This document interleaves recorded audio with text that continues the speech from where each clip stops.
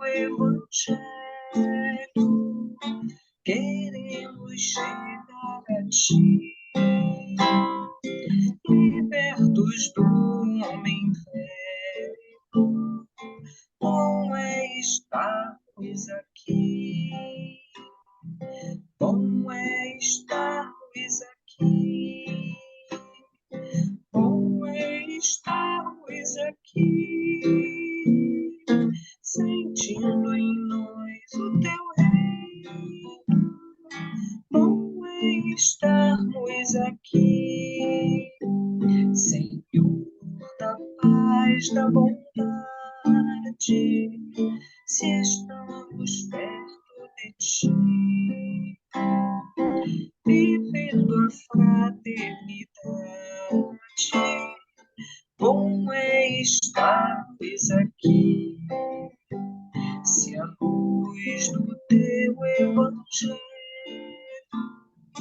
queremos chegar a ti, libertos do homem velho. Bom é estarmos aqui, bom é estarmos aqui,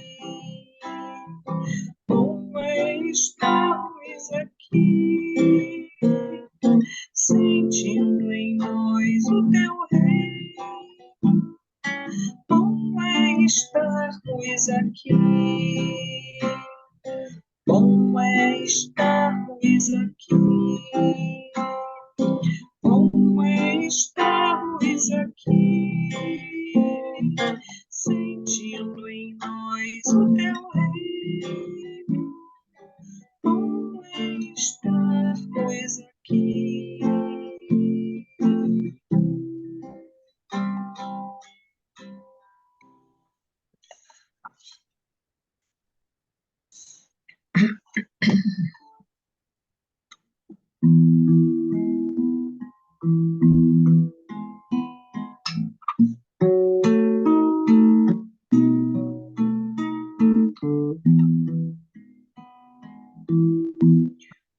Contam que Jesus certo dia andava junto ao lago azul de Genezaré, e as multidões ele ministrava seus ensinamentos de amor e fé. Com saliva e lodo curava os cegos, junto ao velho tanque de Siloé. Numa tarde linda de primavera, os mais prodígios ele fizera na cidade santa de Nazaré. Foi o bom Jesus que nos ensinou junto ao lago azul de Genezaré, caridade, amor, bondade, luz, verdade, fé. Tanto no Tabor em Jerusalém, quanto na Betânia em Genezaré, ele foi caminho, verdade e vida, como ainda é. Tanto no Tabor em Jerusalém, quanto na Betânia em Genezaré, ele foi caminho, verdade e vida, como ainda é.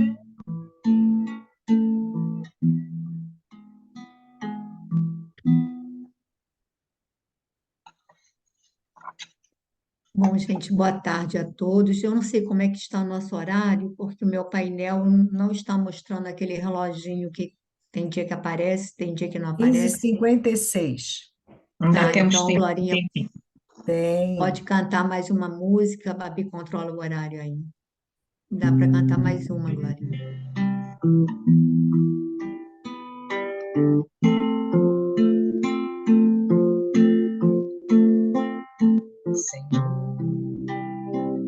tua luz traz imensa paz. Tu és a verdade, o caminho.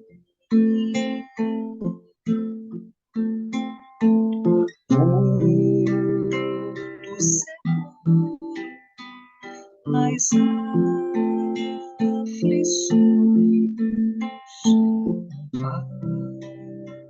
para o sofredor.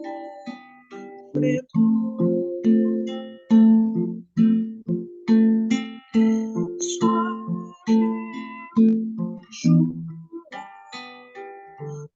por teu amor, bondoso Senhor. Suave juro por teu amor, bondoso Senhor. Senhor, tua luz traz imensa paz.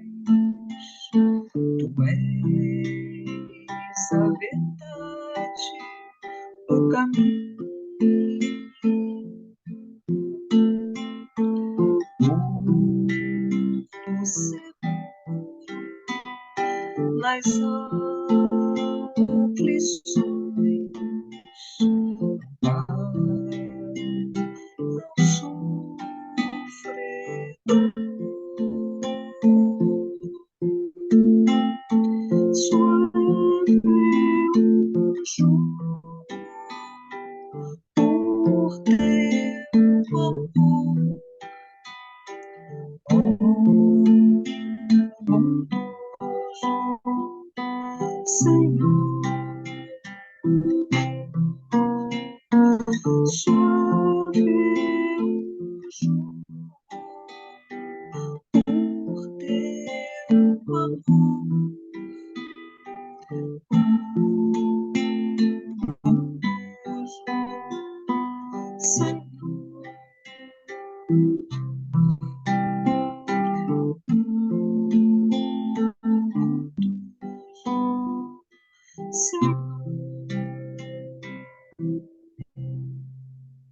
Já deu a hora. Sim. Vamos então, unidos pelos laços dessa amizade, pensamento voltado para Jesus. Agradecer, Senhor. Estamos aqui em busca, Senhor, não mais de tantos conhecimentos que tanto nos levaram muitas vezes, Senhor, à derrocada espiritual. Sim, Senhor, queremos conhecer, mas antes, Senhor, queremos te encontrar através do amor, Senhor, que desabroche pouco a pouco, mas sempre em nós, Senhor, que saibamos a importância de viver. Jesus amado, todos os espíritos que coordenam este trabalho em teu nome, eterna gratidão. Permita, Senhor, que possamos, mais uma vez, refletir sob a ótica espiritual, Senhor, no que traz Emmanuel para nós, através de Chico. Abençoa todos os espíritos, Senhor, que comungam conosco desse estudo, que são trazidos tantos outros novos, para conhecer, Senhor, um pouco que seja deste trabalho que é teu. Abençoa, Senhor, mais uma vez, a todos que aqui se encontram, seus lares, Senhor, seus propósitos de bem, de fortaleza de ânimo. Muito obrigada, Senhor. Hoje nós temos o capítulo 152 de Pão Nosso, não é? Que tem como título De que modo? E Emmanuel traz para a epígrafe Paulo, na primeira epístola aos Coríntios, capítulo 4, versículo 21, quando diz: Que quereis? Irei ter convosco com vara ou com amor e espírito de mansidão? Emmanuel, então, vai fazer sua interpretação. Por vezes, o apóstolo dos gentios, inflamado de sublimes inspirações, trouxe aos companheiros interrogativas diretas, quase cruéis, se consideradas tão somente em sentido literal, mas portadoras de realidade admirável, quando vistas através da luz imperecível. Em todas as casas cristãs vibram irradiações de amor e paz. Jesus nunca deixou os seguidores fiéis esquecidos, por mais separados caminhem no terreno das interpretações. Emissários abnegados do devotamento celestial espalham socorro santificante em todas as épocas da humanidade.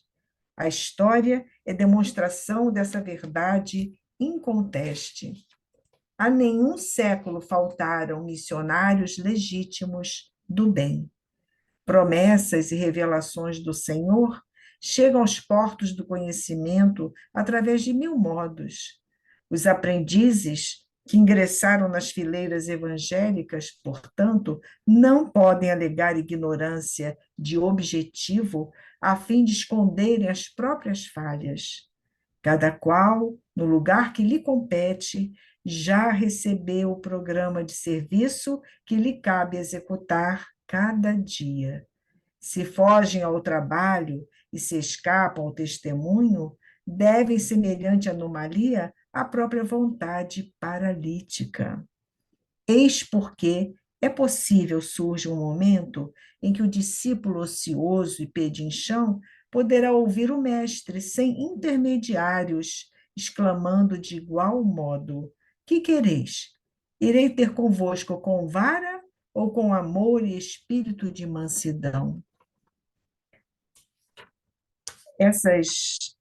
Essas interrogações diretas, Emmanuel nos tem trazido nesta série Fonte Viva, de um modo muito certeiro para as nossas almas, sem dúvida alguma. Primeiramente, a situação que Paulo vivia, não é? A condição já de o apóstolo dos gentios, como diz Emmanuel aqui logo de início. Então, era necessário que ele tivesse firmeza, sim. Ele tinha amor e tem por todos, porém, às vezes é necessário que a firmeza fale mais alto. E, sem dúvida alguma, levando em consideração o período em que ele se encontrava na cultura daquela época, o modo como ele coloca, irei ter convosco com vara ou com amor e espírito de mansidão, deixa claro o que está ocorrendo para que cada um reflita nas suas condições, as atitudes que tem tomado, os pensamentos que vêm e voltam, as dissensões que ocorrem muitas vezes nos grupos. E aí, Emmanuel, então, vai nos trazer as interrogativas diretas, logo de início, né?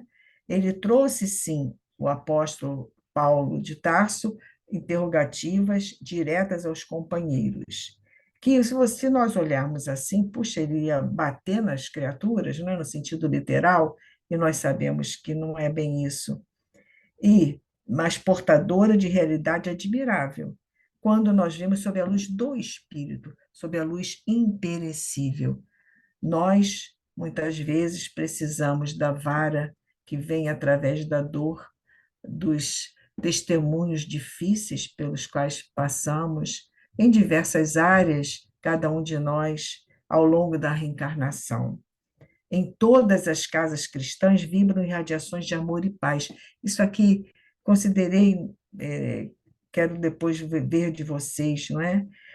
Isso que a doutrina vem nos dizendo desde 1857. Kardec tinha muita preocupação em não fazer prosélitos, muita preocupação.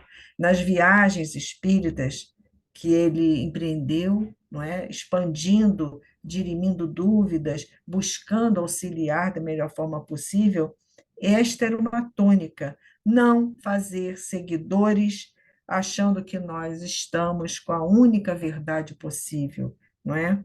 Então, as irradiações de amor e paz existem em todas as religiões, em todas as interpretações, como diz Emmanuel aqui. Emissários abnegados do devotamento celestial espalham socorro santificante sempre, sempre, em todas as épocas da humanidade. E quando nós estudamos um pouco que seja, o próprio livro A Caminho da Luz, não é? Quando a gente estuda o A Caminho da Luz, a gente vê logo que nunca ficamos órfãos do amor de Deus através de Jesus, através dos emissários da luz. Em nenhum momento há missionários que vêm nos carregar, diríamos assim, o colo, não é? Embora estejamos ainda em provas e expiações, embora a nossa condição espiritual seja das mais primárias ainda, não é? Ainda estamos no segundo degrau, segundo lá o capítulo 3 do Evangelho segundo o Espiritismo, como o planeta de provas e expiações. Então, ainda há o predomínio do mal, sabemos, em nós, e nós estamos buscando justamente buscar o conhecimento em nós para que esse bem possa crescer e esse mal seja identificado e seja transformado. Eu acredito que seja a maior função da educação espiritual que traz a doutrina dos espíritos para nós. E aí ele continua: a nenhum século faltaram missionários legítimos do bem. Nenhum século. Se a gente vê rapidamente a história das religiões e as suas máximas, a gente percebe o quanto isto é verdade, é real. Nunca nos faltou, em nenhum momento. As promessas e revelações do Senhor chegam nos portos do conhecimento através de mil modos. Hoje, nós espíritas temos essa abençoada oportunidade, porque chega das maneiras mais incríveis. Às vezes, a gente está ali lendo uma coisa que não tinha nada a ver com o que nós estamos passando, a gente abre aquela página e a gente percebe que vem algo que é justamente para nos alertar, nos confortar naquele momento em que estamos vivendo aquela prova. Naturalmente chega. Chega através de um amigo que liga, chega através de uma palestra que a gente ouve, chega através de algo que a gente escuta na internet, de bem, de bom, né, de útil. Então, eles não deixam de nos apoiar. Os aprendizes que ingressaram nas fileiras evangélicas, aí já vai concluindo, né? Portanto, não podem alegar ignorância de objetivo. Isso aqui eu marquei como assim fundamental no que ele vem dizendo a partir dessa explicação que ele dá, esse desenvolvimento de ideias, né? Os aprendizes que ingressaram nas fileiras evangélicas, portanto, não podem alegar ignorância de objetivo, a fim de esconder as próprias falhas. Ou seja, podemos dizer: ah, mas nós temos esquecimento do passado. Ah, mas nós estamos vivendo hoje. É natural que a gente esqueça. Sim, eles sabem que é natural. Acontece que nós já sabemos também que nós não estamos aqui pela primeira vez. Sabemos que estamos aqui porque somos almas falidas e que estamos aqui buscando nos recuperar, buscando realmente ingressar numa nova esfera de atitude, de vibração, enfim, completamente diferenciada do que nós fizemos. O planejamento reencarnatório, nesse caso, nós não podemos alegar que desconhecemos. Ah, hoje não, conscientemente eu não lembro. Porém, nós temos mil modos de nos alertarem desses compromissos que assumimos. vem através de um sonho, vem através de um desprendimento natural, não é? Que cada um tenha. Quem é médio ostensivo recebe aquela instrução direta, você não pode esquecer.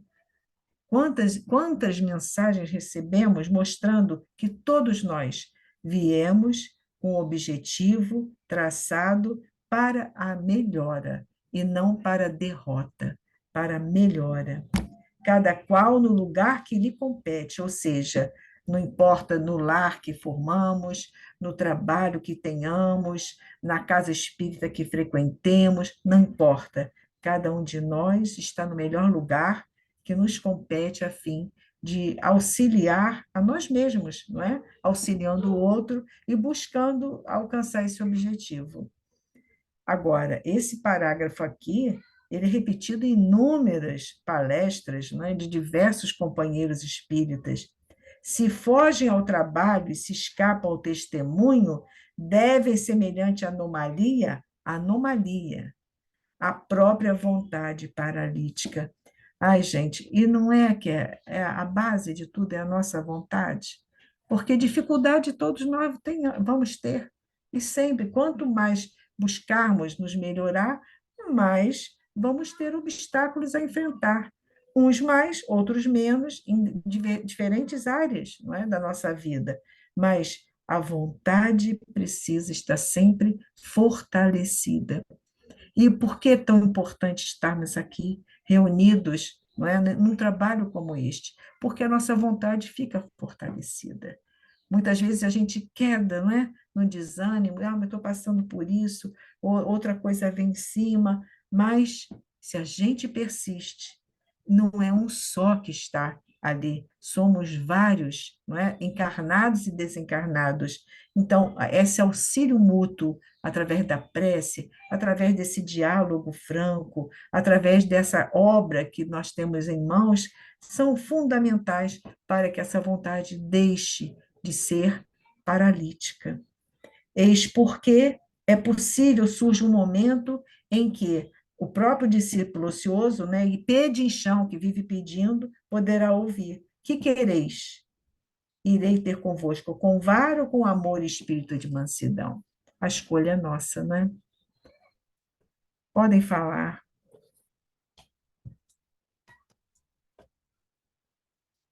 Eu não sei como é que está o nosso tempo, mas 16 e André, 14, Pepita. você explanou bem. Se alguém tiver algum adendo a fazer, tem um minutinho. Senão, a gente passa para o livro. O que Eu ele, acho que é assim.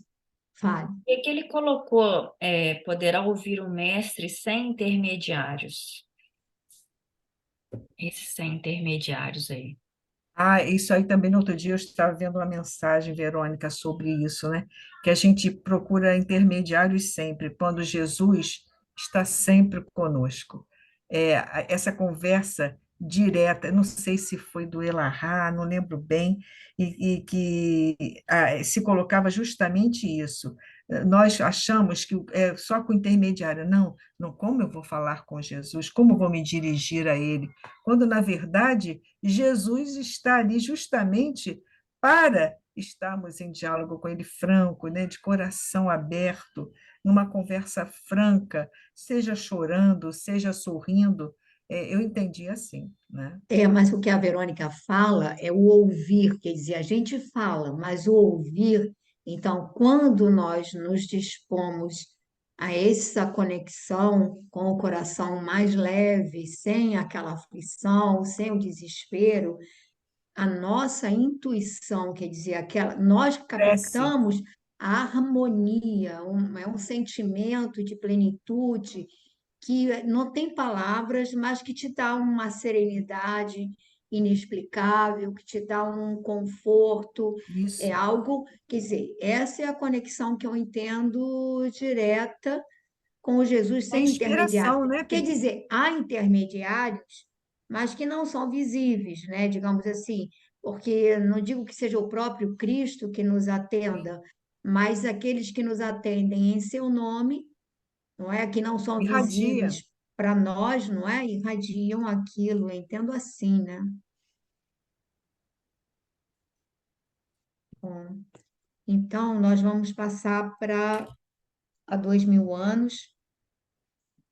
Continuamos no capítulo 9, A Calúnia Vitoriosa, e o meu livro é o início da página 149, no encontro de Lívia com Pilatos, quando ela vai Ian, apelar para interceder em favor do Cristo, e aí ela está no gabinete particular dele e o governador está coante aquele gesto heróico.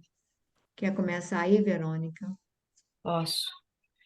Rian, se o seu livro foi igual ao meu, o meu é página 121, capítulo 9, tá? É, O governador estacou ante aquele gesto heróico e imprevisto. Tão habituado estava ele aos mais avançados processos de sedução. A resistência daquela mulher espicaçava os desejos de vencer-lhe o orgulho nobre e a virtude incorruptível. Tinha ímpetos de se atirar àquela criatura delicada e frágil no turbilhão de lascívia e voluptuosidade que lhe obumbravam o raciocínio. No entanto, força incoercível parecia impor-se aos seus caprichos perigosos de apaixonado, inutilizando-lhe as forças necessárias à execução de semelhante cometimento. Neste comenos, a esposa do senador, lançando-lhe um olhar doloroso no qual se podia ler toda a extensão do seu sofrimento e do seu desprezo em face do ultrajo recebido, retirou-se profundamente emocionada, com o cérebro fervilhante dos mais desencontrados pensamentos. Antes, porém, que a vejamos sair do gabinete, somos obrigados a retroceder alguns minutos, quando Fúlvia solicitou ao sobrinho de seu marido o obséquio de uma palavra em particular, pondo ao corrente de tudo o que se passava. O senador experimentou um choque terrível no coração, pressentindo que a prevaricação da mulher estava prestes a confirmar-se diante dos seus próprios olhos e, contudo, hesitou ainda a acreditar em semelhante vilania. Lívia aqui? Perguntou soturnamente a esposa do tio, dando a entender pela inflexão da voz que tudo não passava de criminosa calúnia. Sim, exclamou Fúvia, ansiosa por fornecer-lhe a prova tangível de suas asserções. Ela está em colóquio com o governador, no seu compartimento privado, sem ajuizar da situação e das circunstâncias em que se verifica tal encontro, porque afinal Cláudia ainda está nessa casa e, perante a lei, minha irmã é esposa legítima de Pilatos, mal habituado com os costumes dissolutos da corte, de onde foi enviado para cá em virtude de sérios incidentes dessa mesma natureza. Continuo mais um pouquinho? Pode continuar mais um pouquinho, Verônica. Públio Lentulus arregalou os olhos na sua ingenuidade, dando guarida aos mais horríveis sentimentos, intoxicando-se com o veneno da mais acerba desconfiança, em vista de todas as circunstâncias operarem contra sua mulher, embora jogasse ele no assunto com os mais vastos cabedais da sua tolerância e liberalidade. Sua atitude de expectativa revelava, sua atitude de expectativa revelava ainda o máximo de incredulidade com respeito às acusações que ouvira, mas, observando a caluniadora o seu angustiado silêncio, acudiu ansiosa, exclamando: Senador, Quer tá, vou dar uma paradinha. dar uma paradinha comigo? Então, esse trecho, ele continua, né? A situação que Lívia foi até Pilatos, e nesse trecho em si, Emmanuel vai relatar, né, o assombro até mesmo de Pilatos, né, diante daquele gesto de Lívia e da sua recusa, né, veemente em ceder aos apelos dele, né? Como ele coloca aqui, porque ele estava habituado, né, as mulheres, né, seja elas de que condição for, cederem a seus processos de sedução, às suas vontades, e isso não aconteceu de forma bem incisiva. E como ele coloca aqui, a resistência daquela mulher espicaçava os desejos de vencer-lhe o orgulho nobre e a virtude incorruptível, ou seja, aquela resistência de Lívia aguçava ainda mais a vontade dele de vencê-la, né, de dobrá-la aos seus interesses. E aí ele coloca aqui, tinha ímpetos de atirar-se aquela criatura delicada e frágil no turbilhão de lascívia e voluptuosidade que lhe ombrumavam o raciocínio. No entanto, uma força coercitível parecia impor-se, ou seja, ele tinha vontade mesmo de agarrá-la, de fazê-la dobrar aos seus desejos e sua vontade, mas uma força que ele desconhecia, né, o impedia, né, que ele coloca aqui que é uma força incoercível e que inutilizava ali as forças necessárias para ele executar esse intento que ele desejava, né? Aí eu acredito que seja realmente a condição de Lívia, uma condição espiritual elevada, e com certeza estava ali cercada de espíritos protetores que impediam essa atuação. Quando o espírito já tem méritos suficientes, essa intercessão, ela se faz efetiva, né?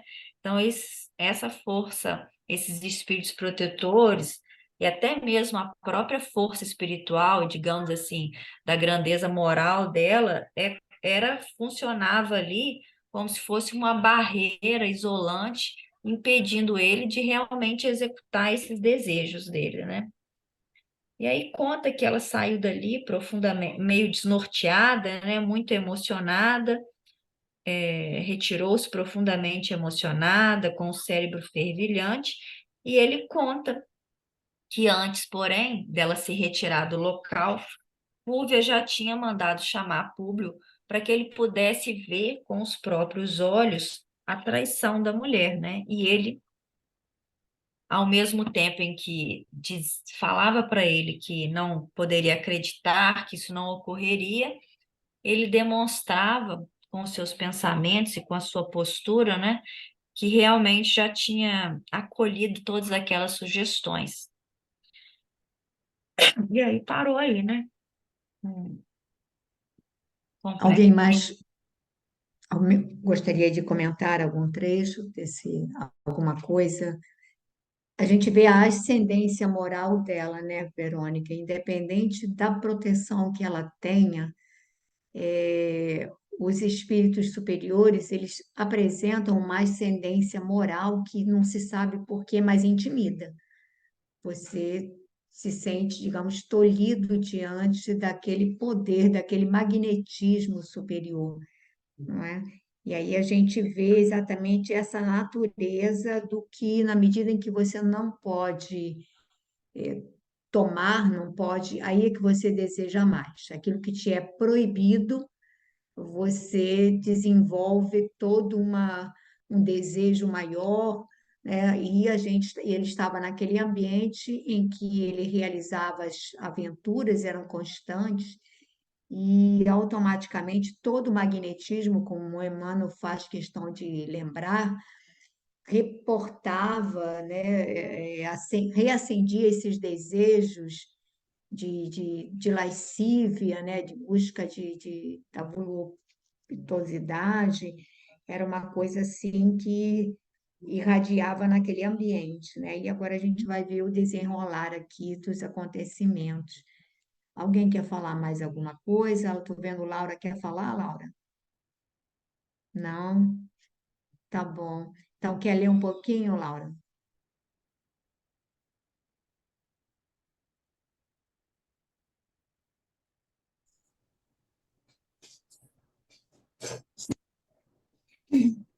Senador, acompanhai-me através destas salas, e vos entregarei a chave do enigma, porquanto verificareis a leviandade de vossa esposa com os vossos próprios olhos.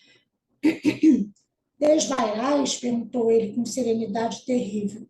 Um chefe de família da nossa estirpe social, a menos que uma confiança mais forte lhe outorgue esse direito, não deve conhecer as intimidades domésticas de uma casa, que não seja a sua própria. Percebendo que o golpe falhara, voltou Fúvia a exclamar com a mesma firmeza: Está bem, já que não desejais fugir aos vossos princípios, aproximemo-nos de uma dessas janelas. Daqui mesmo podereis observar a veracidade de minhas palavras, uma retirada de Lívia dos apartamentos privados deste palácio. E quase a tomar o interlocutor pelas mãos, tal abatimento moral que se apossara dele, a mulher do pretor aproximou-se do parapeito de uma janela próxima, seguida pelo senador, que a acompanhava cambaleante. Não foram necessários outros argumentos que melhor o convencessem. Chegado ao local preferido de Fúvia, como posto de observação, em poucos segundos viram abrir-se a porta do gabinete indicado, ao mesmo tempo que Lívia se retirava nos seus disfarces galileus, deixando transparecer na fisionomia os sinais evidentes da sua emoção, como se quisesse fugir de situação que a acabrunhava penosamente. Publius Lentulus sentiu a alma dilacerada para sempre. Considerou num relance que havia perdido todos os patrimônios de nobreza social e política, de envolta com as aspirações mais sagradas do seu coração.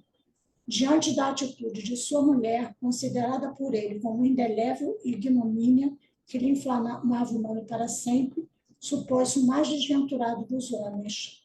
Todos os seus sonhos estavam agora mortos e perdidos, perdidas terrivelmente todas as esperanças. Para o homem, a mulher escolhida representa a base sagrada de todas as realizações da sua personalidade nos embates da vida.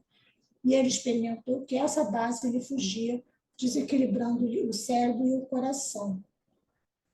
Contudo, nesse turbilhão de fantasmas da sua imaginação superexcitada, que escarneceu de suas mentirosas venturas, obrigou o vulto suave e doce dos filhinhos, que o fitavam silenciosos e comovidos.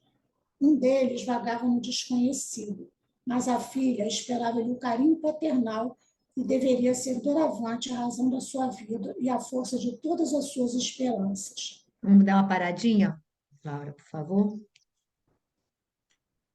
Bom, a Fúvia, né, conseguiu atingir o objetivo dela, né, de implantar de vez a desconfiança, né, na cabeça, né, e no coração do público. E ele estava assim já meio tonto, meio assim, ela conseguiu levar ele até a janela, né, e ele viu Fúvia saindo do aposento, né, privado. Embora ela estivesse saindo profundamente, assim, vamos dizer, abatida, emocionada por causa de toda a situação que ela viveu, ele deve ter interpretado que foi pela situação, né, pelo relacionamento que ela mantinha com o Pilatos, né? E aí ele sentiu assim que a vida dele tinha desabado, né, porque a esposa, né, a mulher naquela época era a base de tudo, né, do equilíbrio da família, do equilíbrio da própria pessoa. Mas após algum tempo ele se lembrou dos filhos dele, né? E esses filhos iriam dar força a ele, no entendimento dele, né? Dariam força a ele para que ele continuasse, né? A vida dele junto a eles. Ele ia passar a se dedicar, né? À paternidade, né? Ao carinho pelos filhos e acho que deixar de lado essa parte do relacionamento com a Fúvia. Foi isso, Pepito. Então, eu achei interessante que aí ele vai colocando alguns assim hábitos da sociedade daquela época. Então, quando ele coloca assim, desvairais, perguntou ele com serenidade terrível, um chefe de família da nossa estirpe social, a menos que uma confiança mais forte lhe outorgue esse direito, não deve conhecer as intimidades domésticas de uma casa que não seja a sua própria. Ou seja, naquela época, uma pessoa de uma condição social elevada como a deles, não penetrava as partes íntimas da casa, ou seja, os aposentos. Ele frequentava a área social, mas ele não adentrava, não era de bom tom. Então, o que a gente repara no Públio Lentulus é que, apesar, ele está desconfiado da esposa, ele está arrogante, ele é orgulhoso, vaidoso, tudo isso, tudo bem. Mas aquilo que a gente já comentou lá atrás, o domínio que ele tem das emoções é algo impressionante. Isso é uma aquisição do espírito. É alguém que, diante das situações mais absurdas, ele mantém o controle. Então, repara, qualquer uma outra pessoa emocionalmente mais impulsiva, quer dizer, que se deixe dominar pela emoção, quando ela o chamou, tudo bem que não é de bom tom penetrar, mas ela iria conduzi-lo através dos corredores, dos reposteiros, atrás dos reposteiros para ficar espiando, ele iria. Eu quero ver exatamente, eu quero ver se a minha mulher está ou não está, eu vou lá. Ela está me levando, eu vou lá, eu quero ver. Mas ele não ultrapassa, apesar de, claro que ele tem um desejo de ter certeza, claro que aquilo o devora intimamente, ele é devorado, ele deixa claro que um vulcão está ali em erupção, mas ele mantém o controle. Do bom tom social, a gente vai ver isso à frente, em momento nenhum ele perde a linha. Aí, isso já é, digamos assim, apesar dos problemas mil, isso já é uma aquisição, gente. Porque a maioria de nós cometemos, às vezes, verdadeiros desatinos que a gente não consegue, que a gente explode na hora que não pode explodir, porque a gente emocionalmente se deixa é, é, contaminar pelas situações, porque a gente, enfim, e ele não. E aqui ele vai e fica. Então, o máximo que ela consegue, ela é uma pessoa maquiavélica. Então, ela viu que não conseguiu levá-lo até lá, que a intenção dela era levá-lo até o gabinete onde eles se encontravam, para que ele pudesse ver, tivesse um impacto maior. Não, então, ela era uma pessoa, a gente dá para perceber, que criava intrigas, que vivia nesse movimento. Então, ela tinha a janela de onde ela conseguia dominar o gabinete particular do Pilatos, né, onde ela espreitava e o leva para que ele dali visse que ela iria sair dali. Então, ela consegue o intento, e aí ele diz, sente a alma dilacerada para sempre, para sempre. Ele achou que a vida dele tinha acabado ali, que havia perdido todos os patrimônios, quer dizer, a nobreza social e política, as inspirações mais sagradas do seu, tudo ali para ele ruiu, né, diante da atitude da mulher, porque ele considerava, né, como indelével, assim, essa infâmia, uma coisa, e ele se supôs assim a criatura mais desventurada do mundo, porque ali ele achou que todos os seus sonhos estavam agora mortos, todas as esperanças terrivelmente perdidas. E aí ele faz uma colocação que era o conceito dele que ele tinha da mulher. A gente vê no início do livro que ele diz que Lívia e a família de Calpurnia, que era esse casal de amigos, elas eram das poucas mulheres que ainda mantinham as tradições antigas de manter os valores de família, de fugirem dos tumultos sociais, das aventuras sociais. Então, Lívia ainda era uma mulher é, tradicional como Calpurnia. E aqui ele deixa mais uma vez, e ele entendia que a família tinha que ser assim, que ele também era um homem que, apesar desses outros, digamos assim, senões, ele era um homem íntegro do ponto de vista familiar. Ele era todo voltado para a família também. E aí ele deixa claro aqui, para o homem, esse homem é ele, Públio Lentulus, e o entendimento dele. A mulher escolhida representa a base sagrada de todas as realizações da sua personalidade nos embates da vida, e ele experimentou que essa base, quer dizer, que era ela, o ponto de equilíbrio era ela, o ponto da esperança, do sonho, o lado sensível do lar era ela. E aí ele experimentou que essa base ele fugia, desequilibrando-lhe. Então, na hora que essa base foge, o cérebro e o coração perdem o equilíbrio. Então, ele sabia que, no fundo, ele era tudo aquilo porque Lívia era o esteio. Lívia, com a sua amorosidade, com a sua solicitude, com a sua ternura, né? Ela conseguia apaziguar as tensões dele, ela conseguia amenizar os ímpetos dele, ela era o ponto de equilíbrio, ela era esse esteio, essa base. Então, a gente vê que com tudo isso, naquele momento, ele deixa claro esse entendimento que ele tinha da superioridade da mulher dele. Não uma superioridade social, porque as decisões, digamos assim, eram dele, mas ela, por trás, ela fazia a costurinha e ele acabava acatando, né?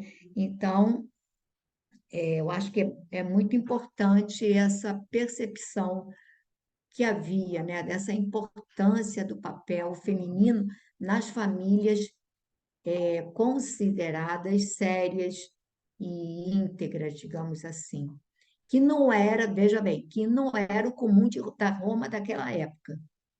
A Roma daquela época, de um modo geral, era promíscua, era assim, as festas, as atividades, era promíscua. Então, mais motivo para ele colocar a esposa dele numa condição de superioridade, que, aliás, ela tinha de fato, né? Sandrinha, estou vendo que você está querendo falar, pode falar. Não, eu estou concordando com tudo. Eu estava lembrando que na página anterior, você falou desse controle emocional de Públio, né? Mas Emmanuel também destaca a ingenuidade dele, na sua ingenuidade, dando guarida aos mais horríveis sentimentos, intoxicando-se com o veneno da mais acerba desconfiança. Quer dizer, essa ingenuidade que ele ainda trazia nele.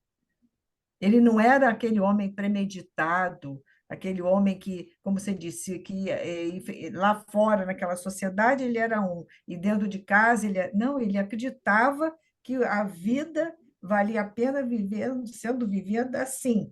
Ele, a mulher, os filhos, e tendo a posição social que ele tanto prezava e buscava realizar da melhor forma possível a profissão a que ele se entregara, né? Agora, a ingenuidade dele me chamou a atenção. Eu vi Quantas esse vezes detalhe. cai, quantas vezes a pessoa cai por ingenuidade também. Aí é mais fácil ser levada, né? Tanto reencarnada quanto pelos desencarnados, que estão buscando a derrocada daquele espírito, né? Eu acho importante que a gente atente, né? Porque não tem aquele maniqueísmo assim de o bem e o mal, o certo e errado, aquela coisa que a gente tem nos heróis assim da época do romantismo, o vilão é só vilão, o herói é todo virtudes, né? E a gente vê que nós somos assim uma composição de pontos de luz com pontos de sombra. E aí a gente, às vezes eu paro para refletir o que aconteceu, porque o período. Às vezes nós vemos não só nas reuniões mediúnicas, como em relatos, a gente vê nos relatos do Hermínio Miranda, de espíritos que ficam presos por causa do ódio, séculos e séculos. Diz o próprio Emmanuel que às vezes ficamos milênios presos às nossas sombras ali, repetindo aquela experiência. E aí a gente vê que o Públio Lentulus Sura, era bisavô dele, né? Que ele fala, é o avô, mas acho que é bisavô. Ele foi cruel. Ele era uma pessoa cruel do ponto de vista político. Ele fomentou também a intriga para depor o imperador da época, né? Cícero, que de uma certa maneira cortou as tramas, mas que várias pessoas foram assassinadas, que ele tinha o prazer de cegar os adversários políticos, mas ele não deveria, quer dizer, ele era cruel do ponto de vista assim das suas ambições políticas e de poder, não é? Mas ele deveria ser já uma pessoa íntegra com relação à família, não deveria ser promíscuo com relação às aventuras, à busca do prazer, que são coisas, não é? Porque senão a pessoa não daria um salto tão grande, porque ele praticamente ele está reencarnando depois dessa, nem teve tanto tempo assim, que tenha sido bisavô. Quanto se passa? Ele, aliás, no início do livro, ele fala um século e pouco, um século e pouco. Ele deve ter sofrido muito. Lívia intercede por ele. E aí ele pode ter realmente se arrependido com relação à crueldade, mas a gente vê que numa hora assim, os estranhos, ele é capaz de mandar surrar os servos, porque o filho não fizeram a guarda direito, ele é capaz de mandar aprisionar o outro que está com uma pedrinha, porque feriu, coisa e tal, quer dizer, nesse ponto ele ainda é assim, esse sentimento de superioridade ou de poder ainda grita forte, mas ele não deveria ser promíscuo, ele deveria ter valores assim, mais nobres com relação aos entes mais próximos, porque senão É, ele não viria com todos esses valores que tem. Fala, Glória. é, eu acho sim que ele, apesar, né, lógico, todos nós trazemos valores e dificuldades, mas o orgulho nele é uma coisa muito evidente, porque você vê, se ele houve uma pessoa que sabidamente que gosta de uma intriga, coisa e tal, ali envolvida naquele, né? Ele obviamente sabia da vida do Pilatos, aquela, né? Aquela vida, né, pessoal dele.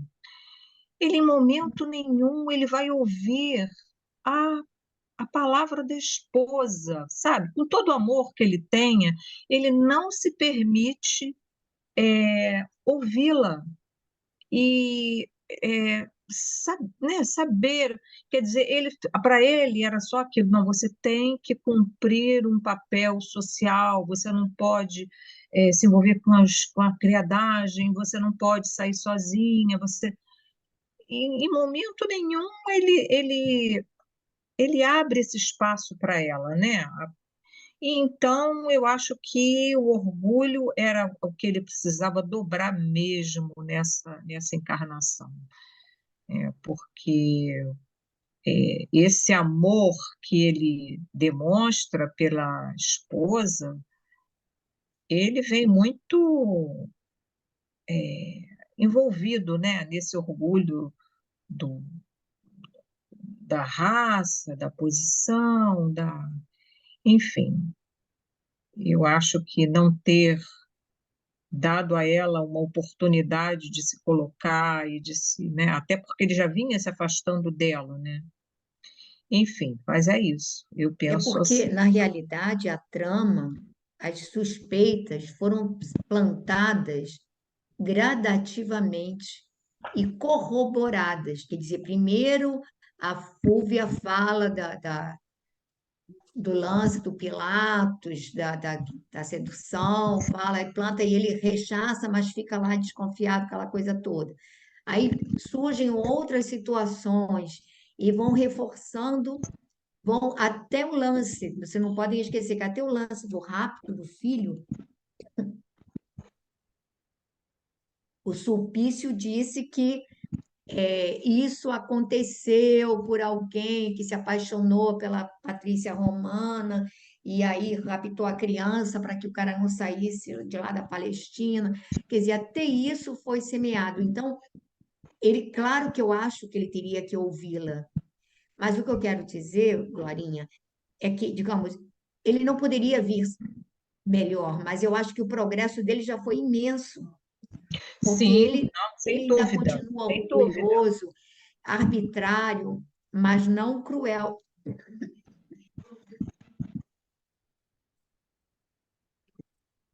Pois é, porque se ele havia como uma base na vida dele, né, ele perdeu muitas oportunidades, né, nessa relação, e a gente vai ver que é isso, né, a queda dele vai ser incrível, né?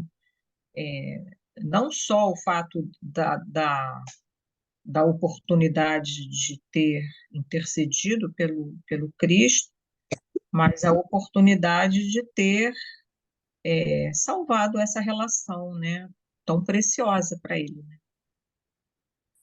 E a verdade é que a verdade, infelizmente, é que a gente só aprende, né? A gente só dobra o orgulho através dessas experiências dolorosas, dolorosas. Senão, a criatura não dobra. A gente, às vezes, dá uma maquiagem no orgulho, dá uma polida assim, mas essa arrogância, né, esse sentimento de superioridade é algo assim muito forte nele. Mas o que eu quero dizer é que a gente precisa ter olhos, que eu acho que é isso que a espiritualidade tem conosco.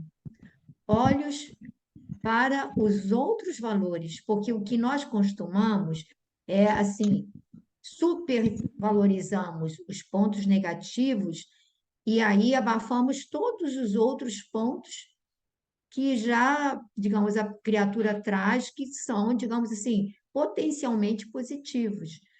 E a gente não para. Então, eu tenho assim me detido um pouco, não que eu queira puxar a brasa ou defender o Públio Lentos, não é isso, mas que a gente preste atenção que ele trazia já valores. E aí, se a gente considerar que a reencarnação anterior, ele foi uma pessoa assim criminosa, não é? A gente diz assim, nossa, ele deu uma boa guinada. Mas se a gente considerar que os brutos também amam, ou seja, que os criminosos também têm seus amores, e que às vezes a pessoa é acelerada num aspecto e é altamente, digamos assim, guarda as virtudes da família, aquela coisa, embora ele seja cruel com os adversários, essas, assim, como é que eu diria? Essa complexidade da nossa natureza é que, de uma certa maneira, me instiga para que a gente tenha um olhar diferente, porque a gente tende a simplificar. Fulano não vale nada, fulano é isso, fulano é aquilo. E a gente não percebe que, olha, esse fulano, ele é isso. Mas olha, esse aspecto desse fulano é melhor do que o meu. Nesse aspecto, ele está na minha frente. E eu acho que a gente precisa prestar atenção nessa complexidade da nossa natureza, do nosso perfil psicológico, que muitas vezes não nos conhecemos.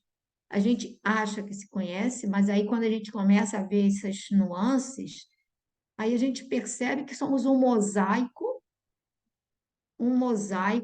que, dependendo do reflexo da luz, apresenta características diferentes, não é?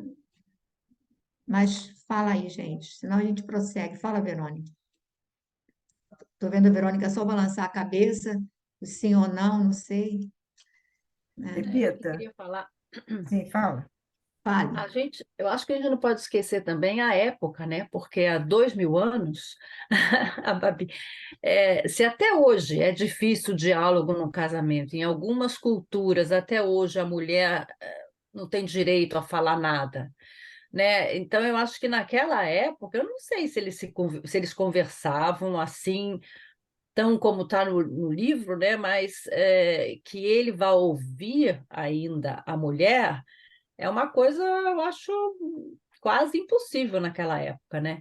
Então, eu acho que ela não tinha nem opção para se defender, porque há 2000 anos a mulher era simplesmente a mulher dele e mãe dos filhos, né? Então, e qualquer errinho era motivo para ser condenada mesmo, para não ser mais respeitada. Já não era muito, eu acho, né? Então, Verdade. a época já eu acho que pesa muito aí, né? Na atitude dele. Verdade, é verdade.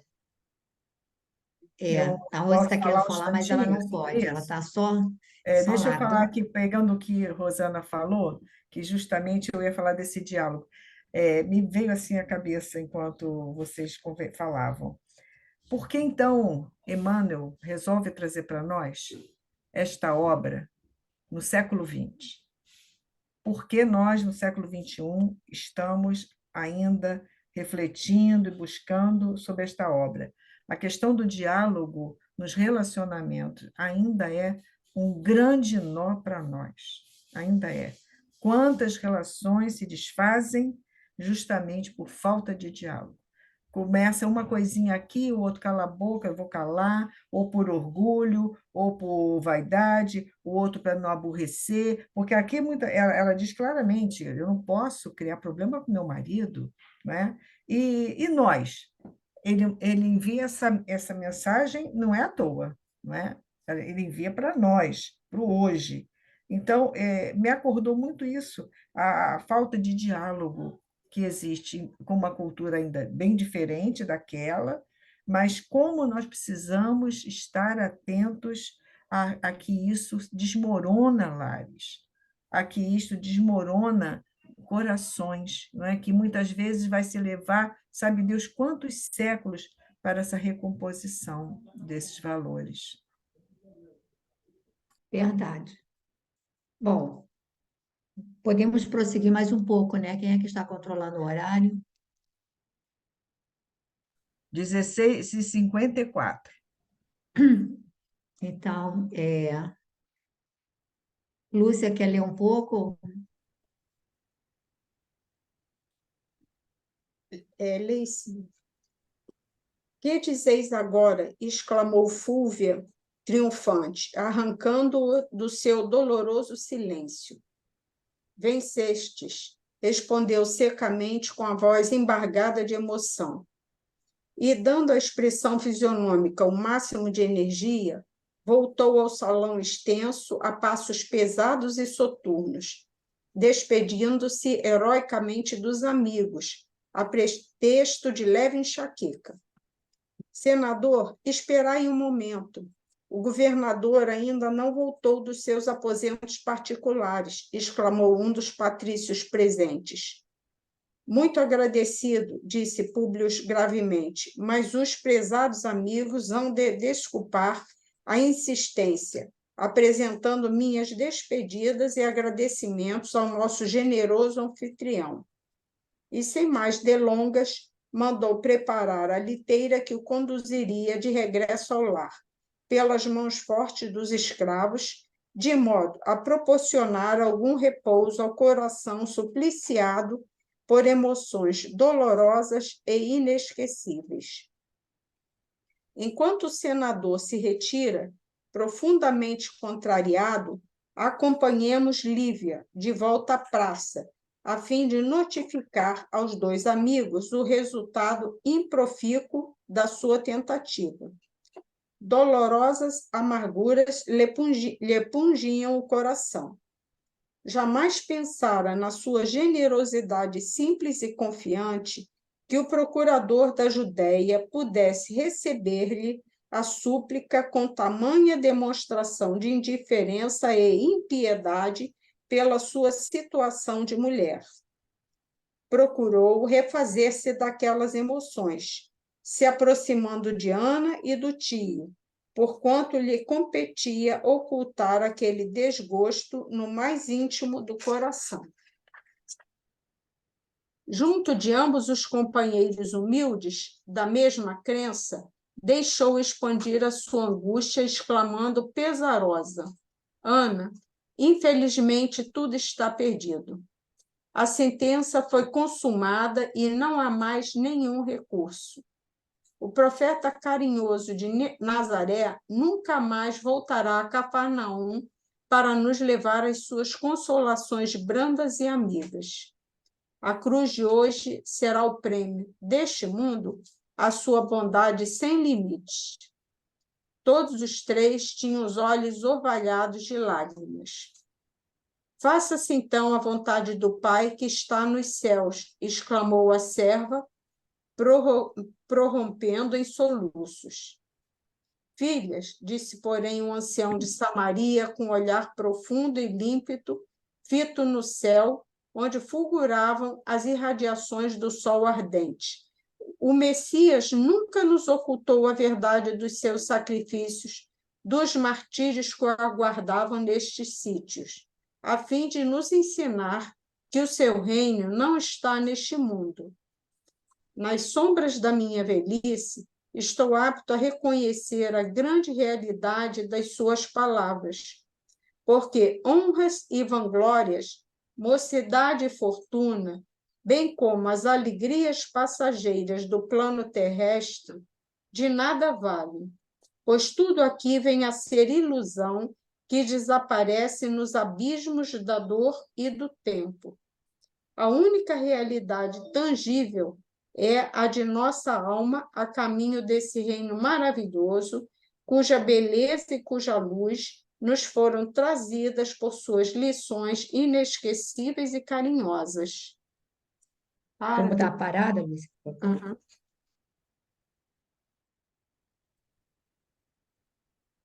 A Lívia, com justa razão, né, ficou muito mal com toda aquela situação, não pelo que ela passou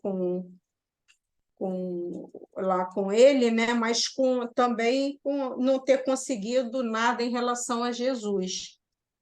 Mas tanto a Ana quanto principalmente o tio dela, né, conseguiram, apesar da tristeza, né, e de como o mundo estava retribuindo tudo que Jesus fez, né, de uma maneira terrível, eles conseguiam ver a mensagem que ele queria passar, né, que tinha que passar por isso. Ele mostrou que o mundo tem a dor, né, que é tudo passageiro e que a única saída a única realidade é a alma a caminho de Deus, né? Mas eles conseguiram, apesar da imensa tristeza, eles conseguiram sentir que era a mensagem de Jesus ainda ali que se estava configurando, estava se configurando. E eles tentaram, né, fazer com que a Lívia se sentisse um pouco melhor por não ter conseguido nada em relação a Jesus. Eles não sabem o que ela passou, que ela não expôs, né? Mas em relação a Jesus, tentando dar um alento ao coração dela. Entendi isso, Pepito.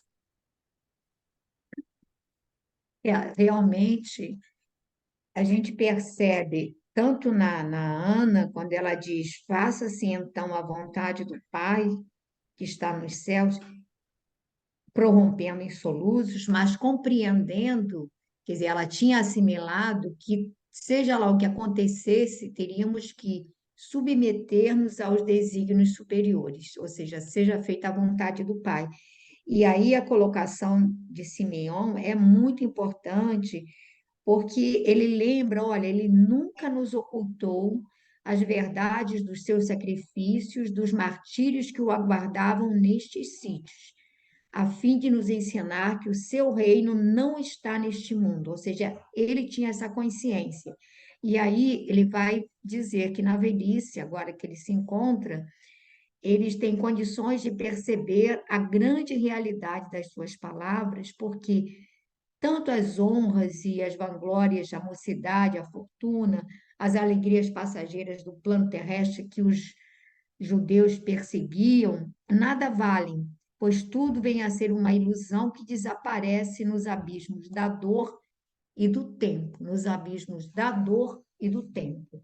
Então, ele não deixa, ou seja, deixa claro que, olha, qualquer situação de abastança ou de felicidade pode ser, acabar num átimo, de um momento para o outro, por um abalo emocional, por um sofrimento que abata aquela pessoa, ou pelo desgaste do tempo também, né? Que aí ele vai dizer que a única realidade tangível, ou seja, palpável, é a nossa alma a caminho desse reino maravilhoso, cuja beleza e cuja luz nos foram trazidos por suas lições inesquecíveis e carinhosas. Eu acho que a reflexão de Simeão é para nós. A gente continua, nós estamos aqui, continuamos presos a, às circunstâncias, aos interesses, claro que a gente tem que ter preocupações, estamos no mundo, precisamos nos alimentar, precisamos manter-nos, a gente fica preocupado se você não tem um plano de saúde que te cubra numa hora da enfermidade.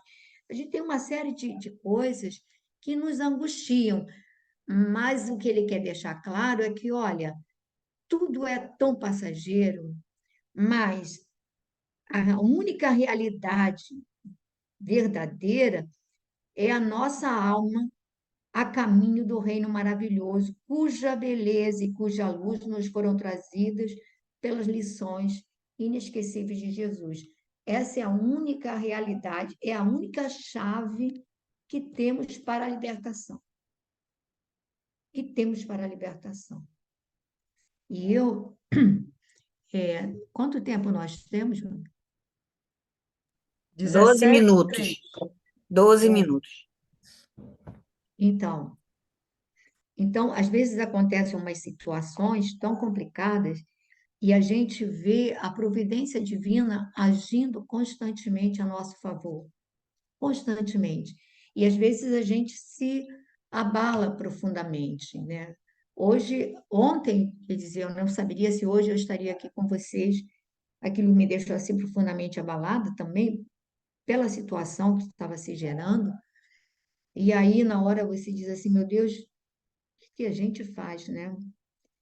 E aí, de onde menos esperava, alguém diz assim, por que você não lembra, não aciona a sua prima que mora lá na Espanha? E a gente conseguiu acionar e resolvemos, assim, resolvemos não, pelo menos conseguimos que ela conversasse com meu filho, que a gente tinha uma notícia, um anúncio dele buscando, tentando possível suicídio, uma coisa desse nível.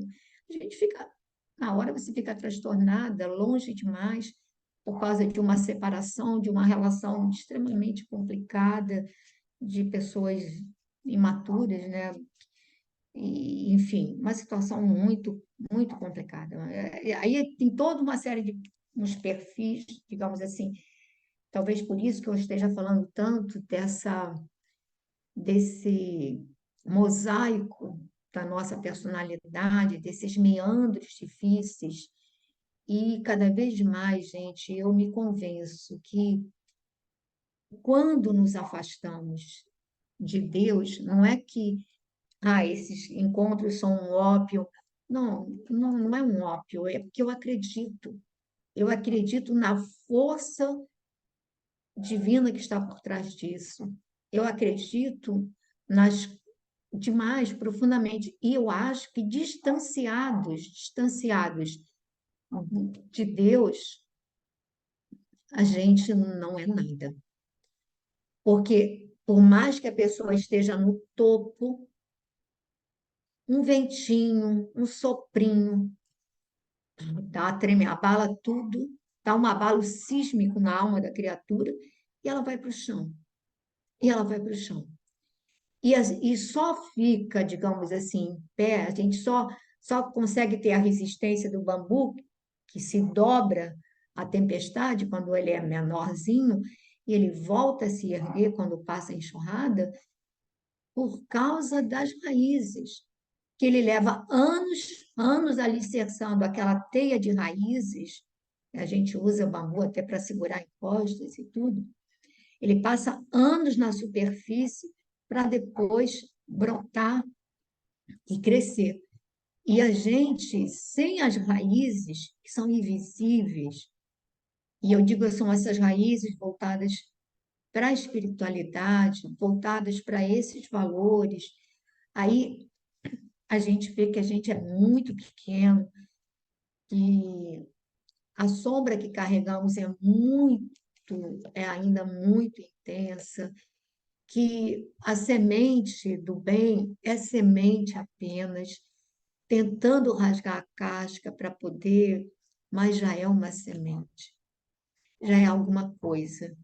E aí a gente precisa fortalecer isso tudo e saber, porque eu digo assim, no momento, às vezes parece que você fica no ar, né? Como vou resolver? Aí fica aquela coisa, não, tudo se resolve, tudo, mesmo que seja o pior, mesmo que seja o pior, vai se resolver. E às vezes, aí eu me lembrava da Ivone do Amaral Pereira, me lembrava de tudo que a gente vai aprendendo, e, e a gente percebe que, olha, a gente não pode se esquecer do que importa, no que importa mesmo na vida e no que a gente está tocando o barco, né? Pedir a Glorinha para cantar uma música.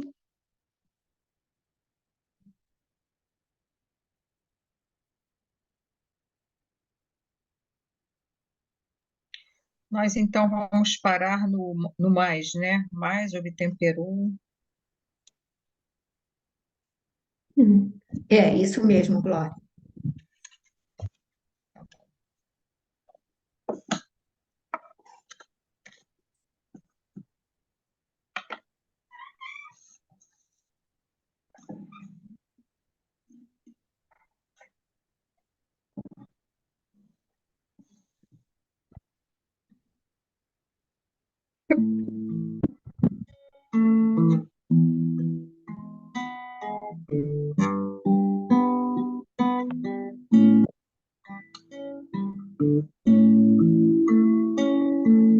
Nesse momento de prece e emoção, eu sinto Jesus tão presente em você, que está ao meu lado e me faz mergulhar nesse mar de brandura e paz.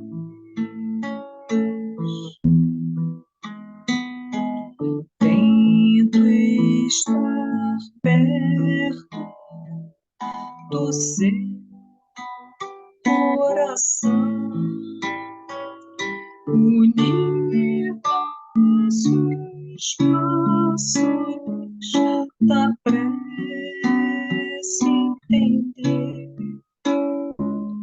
que estar com Jesus no caminho é amar, é sonhar, é encontrar, é sofrer. Então, leva a pensar no meu viver, refletir em paz. Então, me leva a pensar no meu viver, refletir em paz.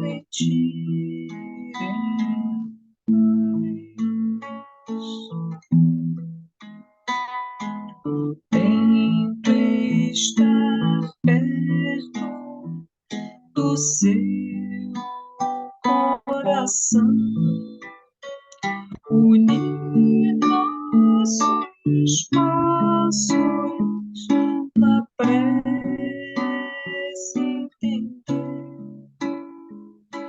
estar com Jesus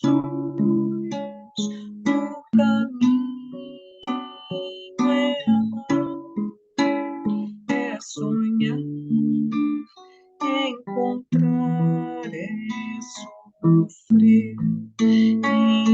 Então, me leva a pensar meu viver, refletir, refletir em paz. Então, me leva a pensar no meu viver, refletir, refletir em paz.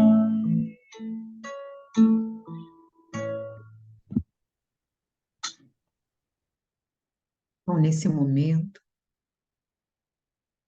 agradecemos a Ti, Senhor, pela oportunidade que nos concedes de recomeçar sempre, de renovar as nossas experiências, buscando o acerto, o aprimoramento dos nossos sentimentos, a lapidação das nossas tendências inferiores, a transmutação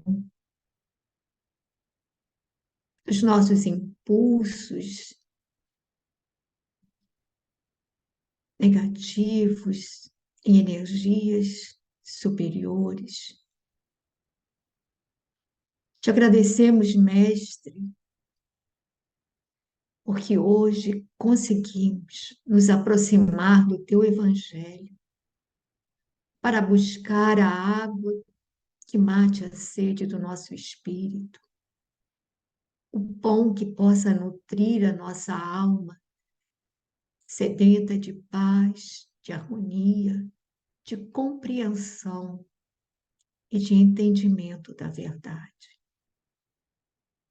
Te agradecemos, Mestre, porque nos concedes o acesso a essa doutrina tão iluminada, norteando-nos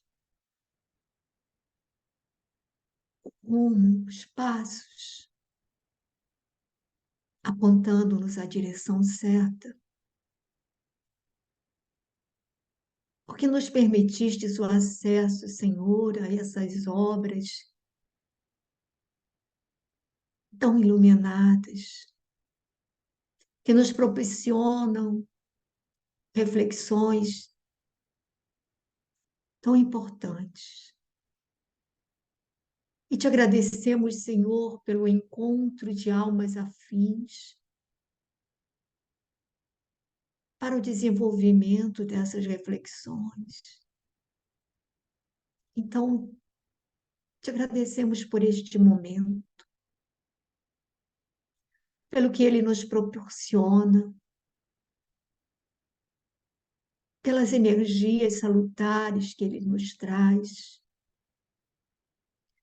pelo amparo e proteção desses entes queridos que tutelam os nossos passos, não por mérito, mas por misericórdia. Que seria de nós, Senhor, sem a tua misericórdia? Que seria de nós sem a tua complacência? Que seria de nós, Senhor, se não tivesseis a paciência para nos aguardar a caminhada lenta? Então, Mestre, abençoa todos os espíritos que se encontram vinculados, atrelados a nós, principalmente aqueles a quem magoamos e ferimos. Apazigua-lhes as dores. Acalma-lhes, Senhor, as feridas. Ajuda-nos a reparar, Senhor, os males que lhes tenhamos causado. Pedimos ainda que abençoe os nossos lares, que abençoe a todos aqueles que passam pela nossa mente. Senhor, abre a nossa mente ao entendimento da verdade, à compreensão dos teus desígnios e à necessidade de crescermos para te compreender melhor.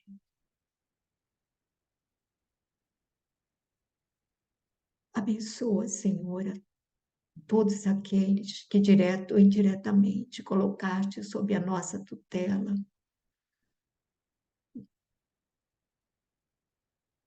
E assim, Mestre, fortalece-nos na caminhada, hoje e sempre.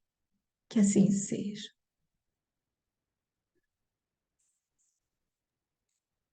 Pepita, eu tenho que sair com uma certa Ok, pressa. tá Foi tudo bom. bem. Olha só, Pepita, de coração.